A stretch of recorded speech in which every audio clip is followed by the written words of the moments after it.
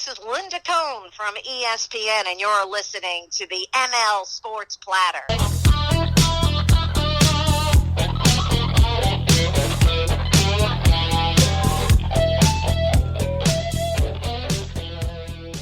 And another episode here of the ML Sports Platter, all over the major platforms like Spotify, Google, Apple, Stitcher, Deezer, iHeartMusic, Amazon Radio, you name it. Download, subscribe, leave feedback, and a 5-star review. Those reviews and the feedback do help an awful, awful lot. I am also on Twitter at Mike L. Sports. And of course, we are brought to you by our great friends at Liverpool Physical Therapy. Don't forget, Peter and Mike in the gang doing a great job, and no doctor prescription is necessary for the first 10 physical therapy visits in New York State. Go on and see my friends over at Liverpool Physical Therapy.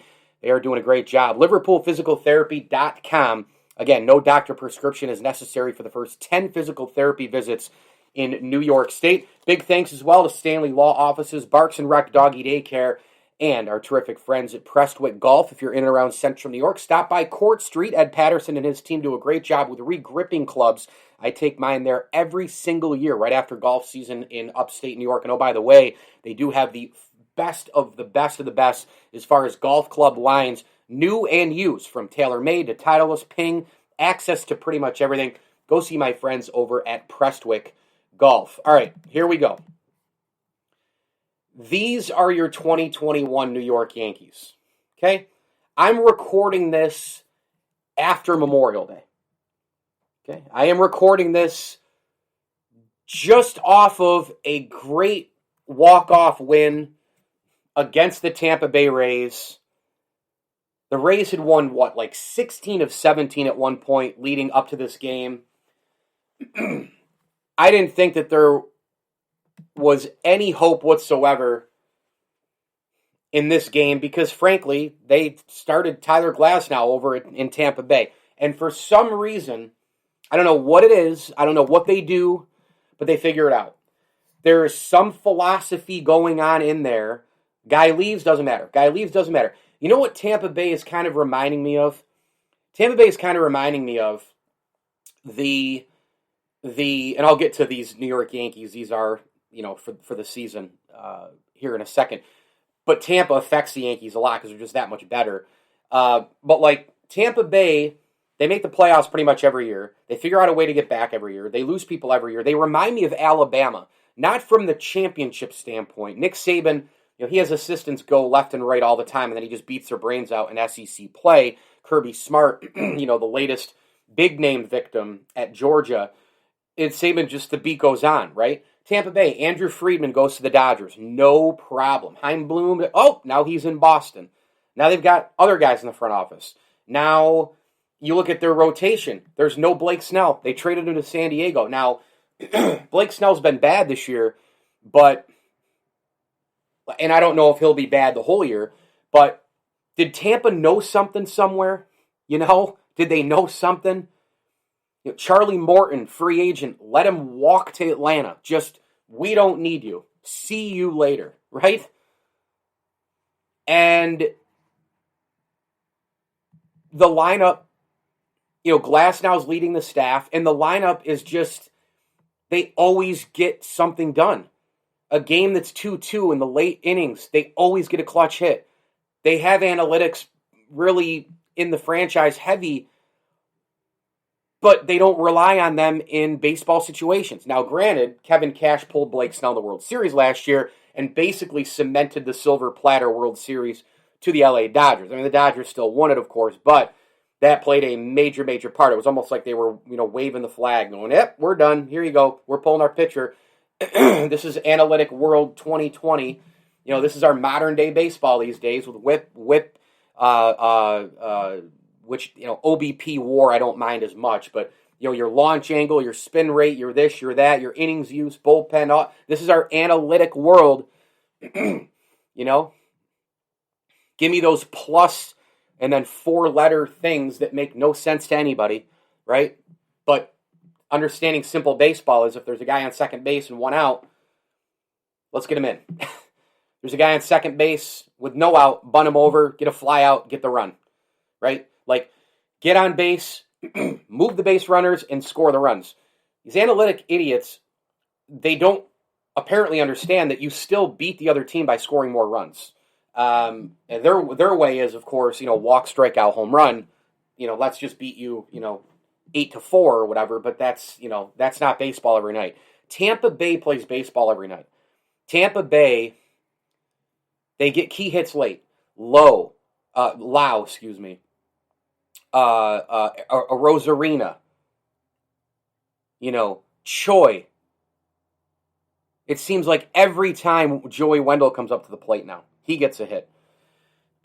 Some of these guys don't have great averages, like Zunino, I understand, is like a 207 average as I record this. You got a bad average as well for Kevin Kiermaier is only hitting 214. But you know what? Kevin Kiermaier, like every single time you look up, he gets a home run to get his team back in the game, or he gets a key hit in the gap or something. And same thing with Zunino. And they both field their position great as well. That's the other thing with Tampa, is that they play such awesome defense that, if a guy is a little bit down in average, but he's kind of a hit and miss hitter, he'll hit in the clutch enough for you. He's so good defensively that he's saving runs on the other side. But the Yankees, this is the New York Yankees. Now, this was a wildly entertaining game on Tuesday night between the Yankees and the Rays. Tampa jumped out 2-0. You thought, that's it. Yankees battled back, got 2 runs, got another run in the 4th, and Tampa gets 1 in the 5th. Then it's zeros for the 6th, 7th, 8th, 9th, and 10th innings, of course, and we're now playing Rob Manfred clown baseball with the runner on second base to start the inning in extras. The Yankees, in the bottom of the 11th inning, they got a 2-run, and it was a 2-run homer because of, obviously, arcade baseball with a guy on second. Just, let's keep playing stupid baseball here, make-believe, pretend world. Frazier hit the home run, right? He gets a 2-run home run, and that's it. And Frazier has been awful this year for the most part. Looked like, for a long time, and still kind of looks like, that he forgot how to play baseball. So from the standpoint of that, it was good to see Frazier connect and come through. Hit it off a good reliever in Kittredge, who is now 5-1. He was 5-0 leading it up to that game, and he looked like he was throwing some major heat. And the Yankee bullpen was good for the most part, right? Well, not for the most part. They were lights out. I mean, Peralta, Loaizaga, Green, Chapman, and company, Sessa, right? They all blanked the Rays, right? No earned runs, collective 6 strikeouts. Domingo Herman only went 5 innings. The bullpen was great. The Yankees were able to come together and score runs. The Yankees were able to walk off. They were able to beat a good team. They were able to beat a division, club. I don't even know if they're rivals because Tampa Bay is just that much better. And look, do I believe that in the modern time here, 2000, I don't know, 8, 17, 16, 15 until now, how far back do you want to go, that the Rays have been better than the Yankees? The Rays have outsmarted the Yankees. The Rays have more fun playing the game than the Yankees. You can clearly see it. I do believe that. The Yankees have made the ALCS multiple times. We know they got really close during the Astros cheat year. Tampa has made a World Series. The Yankees have not. The Yankees have not made the World Series in 12 years. I mean, it's getting brutal. And again, I don't need a World Series appearance / a win every single year. I don't need that. If you've listened to me long enough, you know that I feel that way.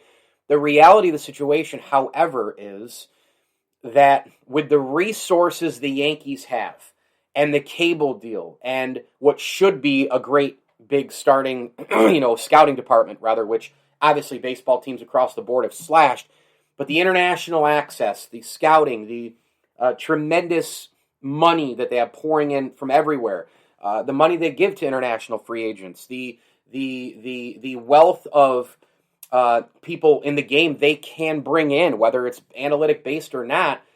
The Yankees shouldn't be going 12 years without a World Series appearance, let alone a World Series win. Yankee fans, a lot of them are the worst. I mean, they really are. The Yankee fan base is really, really brutal. There's some good Yankee fans out there. Fan bases are like that. There's good and bad and everything in between. But a lot of the Yankee fans, they think this team's supposed to win the World Series every year. Well, you couldn't say no to Giancarlo Stanton. Well, sure you could have. Well, but he was an NL MVP. They stole him. And you moved Starlin Castro in the deal too, which was great because we needed to make room for Gleyber Torres. Fast forward to 2021. Gleyber Torres doesn't even play second base. He doesn't even play the position.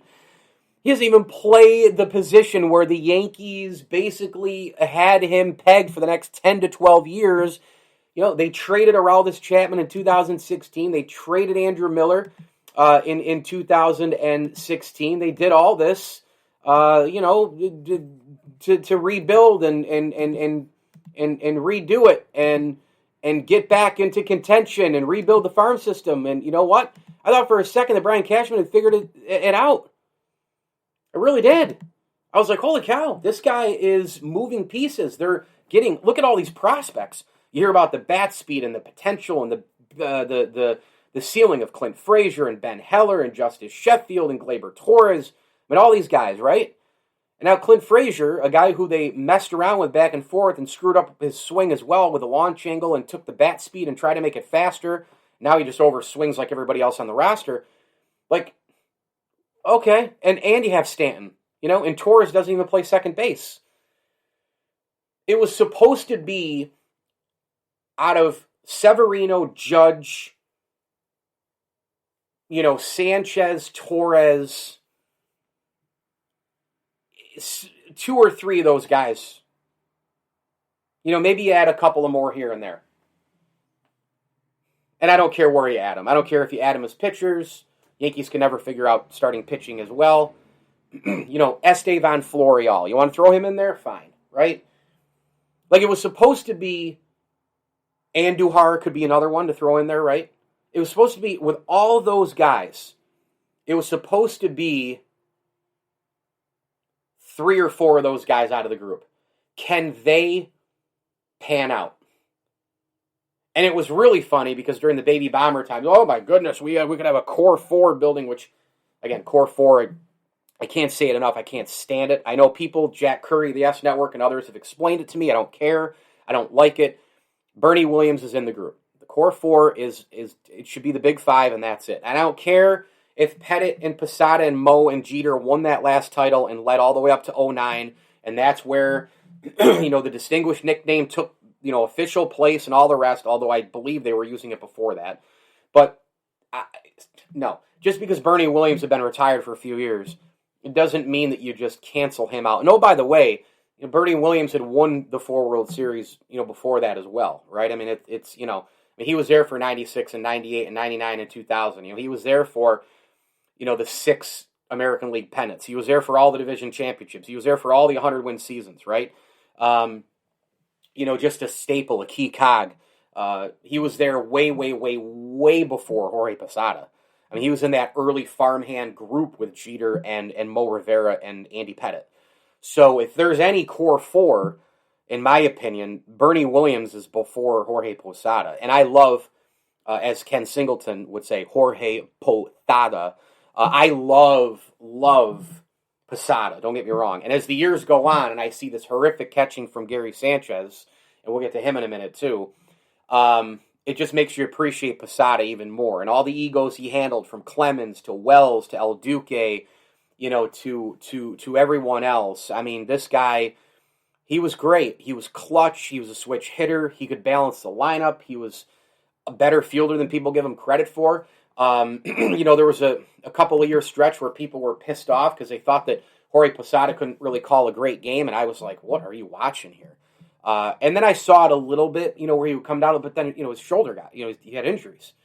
Did that affect his mind and all the rest? Could be. I mean, the catcher, position is a very dangerous and demanding position.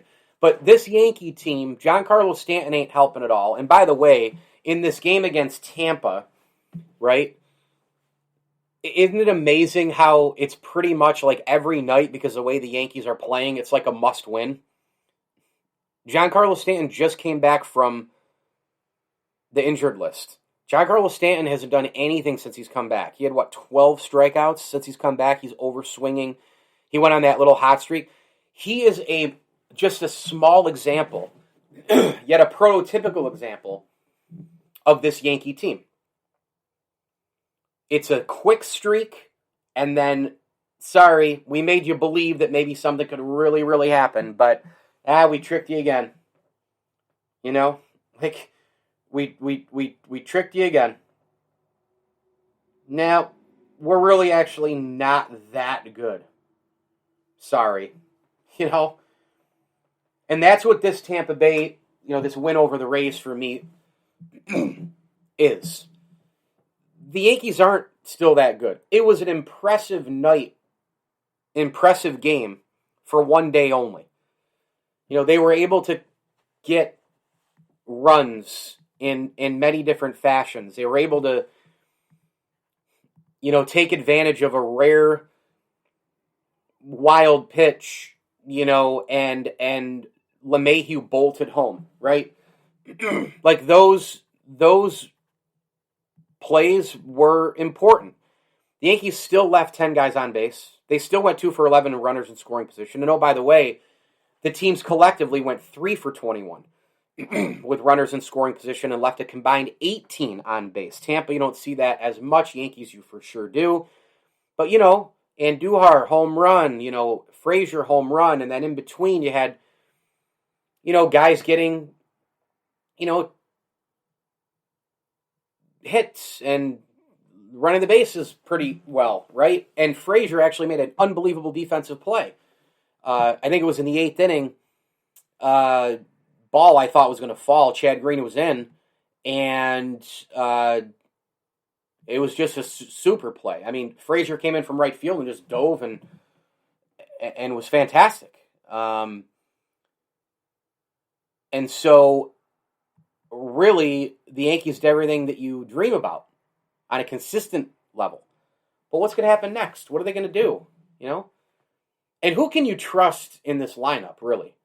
I mean, first of all, Brett Gardner is useless. Finally, are Yankee fans seeing that, bringing back Brett Gardner because he's that clubhouse fixture. He's that World Series holdover from 2009. He's one of the guys. He's good for the youngsters. Listen, the guy still runs the bases with reckless abandon, and he runs them well. His speed kills, there's no doubt. But he's a terrible, at this point, a couple of years, even last year, he was making some plays in the gap. I give him credit for those. He was still, he goes out and balls every game. But, the new baseball, Brett Gardner jumped in and hit, 25, 30 home runs with a new baseball. Did anybody really take that seriously? Honestly. Did anybody really, really, really, really take that seriously? Come on, man. And now the guy, he's always had a horrendous arm. His arm is, it's basically just it's a ramen noodle. And he's got, the fielding is horrible. He's lost all perception in the gaps and all the rest. Tracking balls coming in, going out. He's awful across the board. So no arm, can't field, can't do the intangibles, can't hit a lick. The only thing the guy really can do is run the bases. To me, you just have him come off the bench and run. That's all. You get a base hit in the ninth in a tie game, right? You put him right on, right? You just pinch run him, go get second base, go win the game. Use the speed and win the game. That's the only place he can help win games for the New York Yankees. The guy, as we record this, is hitting 186, and he just doesn't know he doesn't know what pitch is coming at any time. Inside, outside, low, high, changeup, curve, slider, fastball. You have no idea what's coming. Look at this lineup. Look at these guys. Clint Frazier, I know with a home run, okay, but you take that out, the guy's kind of forgotten how to play baseball. And again, that was why it was really good to see him do what he did against Tampa and hitting that walk-off. And Andujar has actually been hitting. I give him credit. But, let's go through it. Frazier, Gardner, Gary Sanchez is a waste. Tyler Wade, he's 2 hit and miss. Giancarlo Stanton's a complete waste. Mike Ford is hitting 133 as I record this. Why is he in a Yankee uniform? Why? I defended him during a stretch because he's a left-handed bat, he can balance the lineup, and he was fielding the position really, really well. But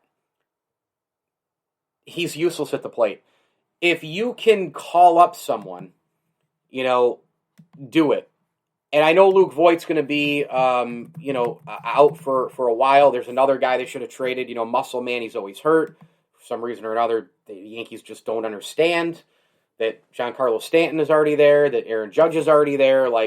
It's time to move on with somebody. Go get, another pitcher, or hell, you know what? God forbid, don't get another pitcher. Trade Luke Voigt for a guy who is more capable. Maybe can play multiple outfield positions. God forbid. How about that? Right? How come Chris Gittens, for example, isn't in a Yankee uniform? The guy is ripping it up in AAA. He's hitting home runs. He's getting base hits. He's great with runners in scoring position. Call up Chris Gittens. I don't get it.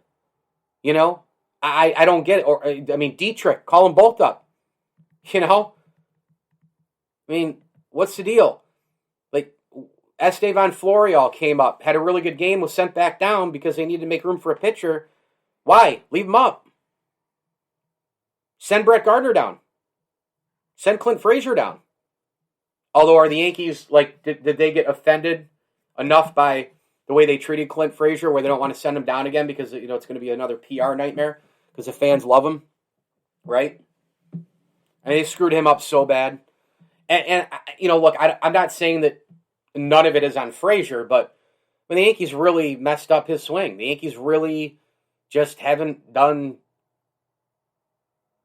well by Clint Frazier across the board. Frazier also has forgotten how to play baseball in a lot of areas. So it's twofold, but I blame the Yankees more. I blame the Yankees with their analytics, the launch angle, Clint's bat speed, and they try to make it a faster uppercut swing when he was actually hitting, for average. Remember when Clint Frazier was getting all that time, then he was getting sent back down. He was getting all that time and all those at-bats and getting used to things. He didn't even know if he was going to have a regular position. He was just he was pulled in every direction. The guy was a yo-yo. But he was hitting for average and he was hitting for power. Now he's not even hitting for any average for the most part. He just swings for the fences. Now it helped the Yankees in the game against Tampa on Tuesday night, and I get that. But really, it's not the right way. Clint Frazier, he needs to be coached better, to see the ball at more of a level and hit for average. This is just, I don't know what's happened to him. Rougned Odor, he has a splash here, splash there. Overall, he's been horrific.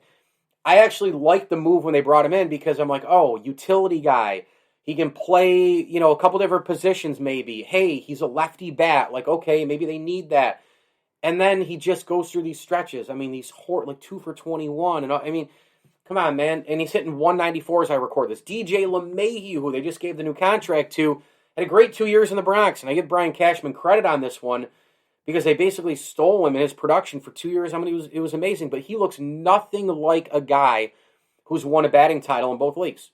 Nothing. And where is his bread buttered? With runners in scoring position. This year, he's been awful. His OBP, awful. His OPS, awful. And he's hitting leadoff where he's supposed to start things for the New York Yankees, right? He's supposed to start things off, right?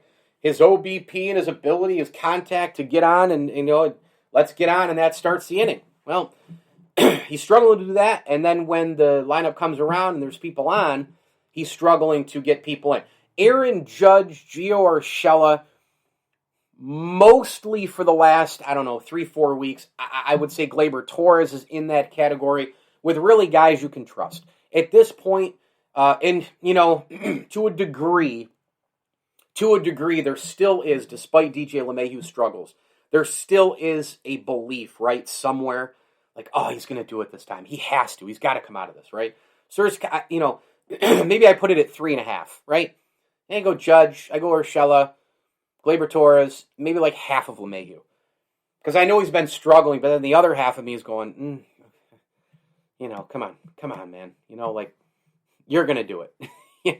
You're going to do it. But these are the Yankees. They're going to win a game like they did against Tampa. They're going to give people, Yankees fans, an idea that, hey, we're coming. But you can't really use small sample size anymore because we're past Memorial Day, right? We played all of April, all of June. We're a ton of games into the season, already. And I'm really looking forward to seeing what happens with this month upcoming. Because June and really part of July as well. But June is a month where the Yankees can do a lot for a lot of reasons. They're playing a few teams that aren't really good. The Phillies are too streaky. The Royals are not good. The Twins are not good. They can take advantage of an Angel team, with poor pitching and Mike Trout. Those games are also at home at the end of the month where they have to fly across country. But they have tough teams too, so testing the mettle important. They have the A's, and here's the biggie, right? Like, as I record this, they still have, the series left with Tampa. By the way, Lou Gehrig Day, good job by baseball, finally doing something right. I had Jonathan Igon earlier in the week, the author of the definitive Luckiest Man bio of Lou Gehrig. Just was awesome stuff. Great job by Major League Baseball doing this. I'm glad the Yankees were home during Lou Gehrig Day against Tampa. You finish up the Tampa series, and now you have, you got Boston Friday, Saturday, Sunday. The Yankees got to take 2 or 3. They got to make an early statement. They haven't faced the Red Sox yet. How good are the Red Sox? I don't think the Red Sox are. I mean, I give them a lot of credit. Obviously, they've had a hell of a year to, so far to date. But they're still 2 games behind Tampa. They're still only 2.5 ahead of the Yankees. Even with the Yankees getting swept by the Tigers, the Yankees are still only 4.5 out of first place and 2.5 back of Boston. The Yankees need to make a real play, a real statement early against Boston in that series. They got to win 2 or 3, and frankly, I almost feel like they need to sweep the series just to get it going. And by the way, the Toronto Blue Jays are no fun at all. I mean, when they're hitting, when they're roping the baseball, when they're hitting in the gaps, I don't want anything to do with this team. Vlad Guerrero Jr. right now is an MVP candidate. As I record this, he went 4-4 against Miami. This team is scary offensively. Period. End of discussion. And this Toronto team at a few games over 500, they're no joke. Vlad Guerrero Jr., by the way, he saw 7 pitches in that game, and he got 4 hits and his 17th home run. Like, he's absurd right now. It's craziness. And I'm just looking at this and I'm going, the Yankees in June, like, this is a real opportunity. It's a real opportunity to make statements, gain some traction in the division, right? See how good you are. Take advantage of playing bad teams.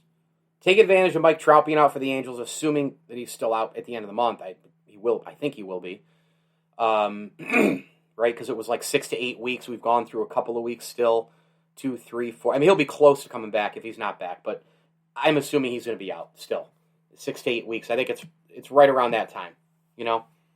But this is an opportunity in June to really, gain ground, get after it in the division,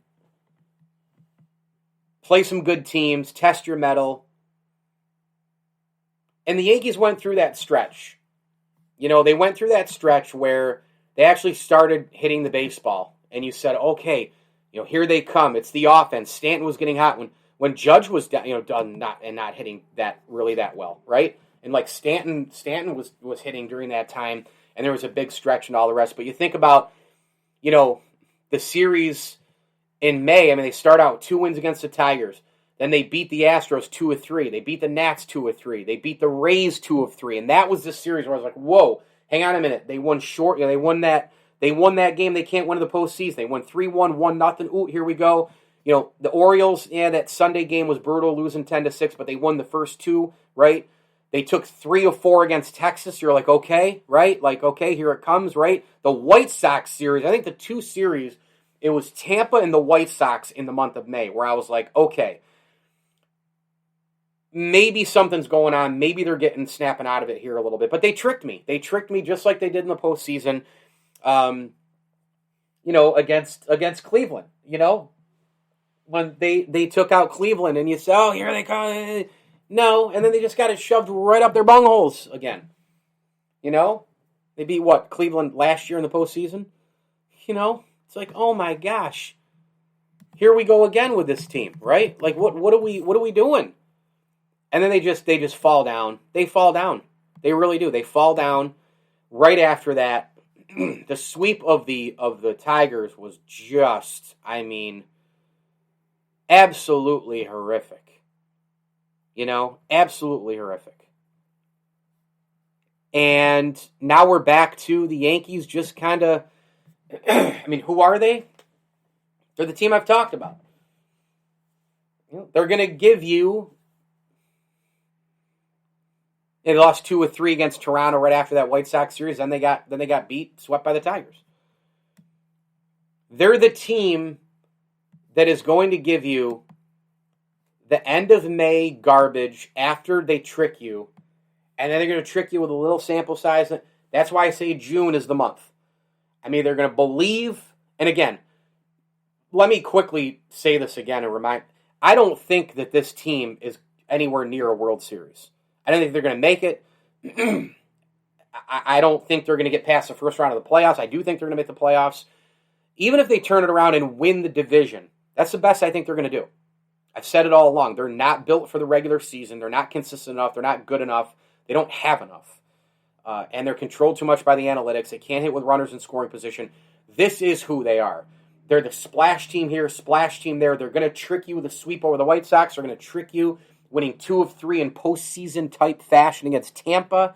And then they're going to lose to Detroit. They're going to get swept by Detroit, right? They're going to lose a Sunday game big against Baltimore. Those kind of losses. That's why I'm saying June, for me, is going to be the make or break month where I believe this team is a division champion and they're still going to get their butts kicked in the playoffs. Or it's a team that could miss the playoffs. I mean, that's the other side of it here. So we'll see what looms in June, but, you know, this is who they are. This is who the New York Yankees are right now. ML Sports Platter brought to you by Welch & Company Jewelers, Rosie's Corner, your State Farm agent, Matt Graham, and our great friends over at Western New York OTB and Batavia Downs Gaming. Make sure you visit BataviaDownsGaming.com. Go stay, go play, and go see the concert series this summer as well. It's going to be an exciting summer at Batavia Downs Gaming and Western New York OTB, of course. Get to your local OTB all over New York State. Syracuse, Rochester, Buffalo, Watertown, wherever you may be in that area of the great state of New York, go to your local OTB and go place those bets for the upcoming Belmont Stakes. That, of course, happening this weekend. Should be an interesting race, of course. Western New York OTB, Batavia Downs Gaming, a proud ML Sports Platter combo sponsor. And, of course, thanks so much to the Swan and Whitaker families for their support of the program as well. Hit me on Twitter at Mike L. Sports, ML Sports Platter on Facebook and on Instagram. My 9-minute with Mike Lindsley videos and hot takes, my ML Sports takes. Get those all over the major platforms like Facebook, Twitter, IGTV, YouTube, and TikTok. And you can download and subscribe to this podcast all over the major platforms where podcasts are found. As I always tell you, enjoy the games.